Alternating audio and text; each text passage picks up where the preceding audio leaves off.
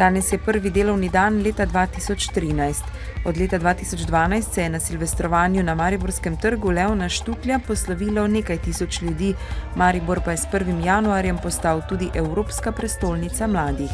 Mir, da se ljudje najdemo, da se umirimo in da ne pozabimo, da ne moremo sami živeti, da treba ljudem pomagati.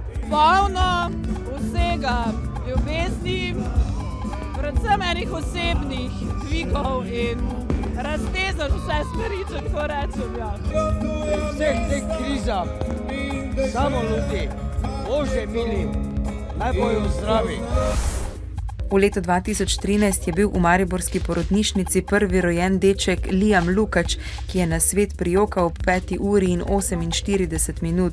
Dečka, ki ima doma že nekajletno sestrico in njegovo mater, je včeraj opoldne s šopkom rož in čestitkami pozdravil tudi mariborski podžupan Milan Mikl.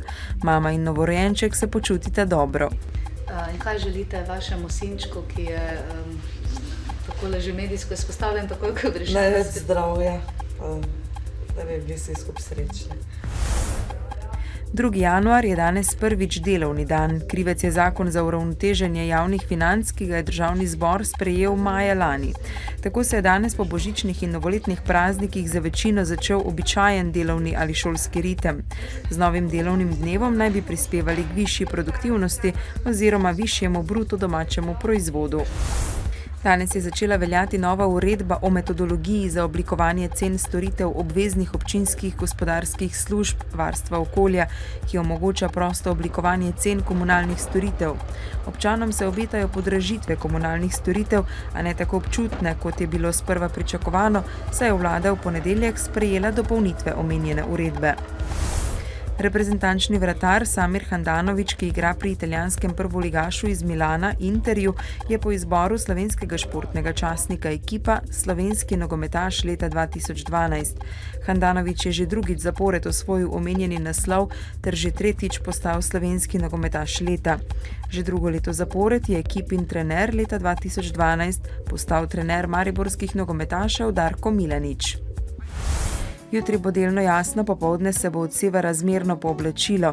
Najnižje jutranje temperature bodo od 0 do -4, najvišje dnevne pa do okoli 3, na Primorskem do 11 stopinj Celzija.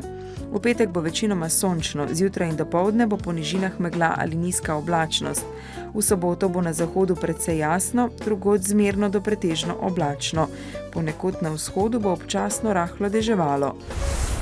V dnevniku televizije Maribor ne zamudite.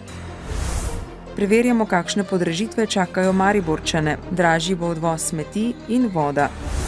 Kljub zapletom in pritožbam so se s 1. januarjem združile nekatere srednje šole. Na Silvestrovo je v Zgornji Ročici pri Lenartu v požaru umrla 79-letna ženska.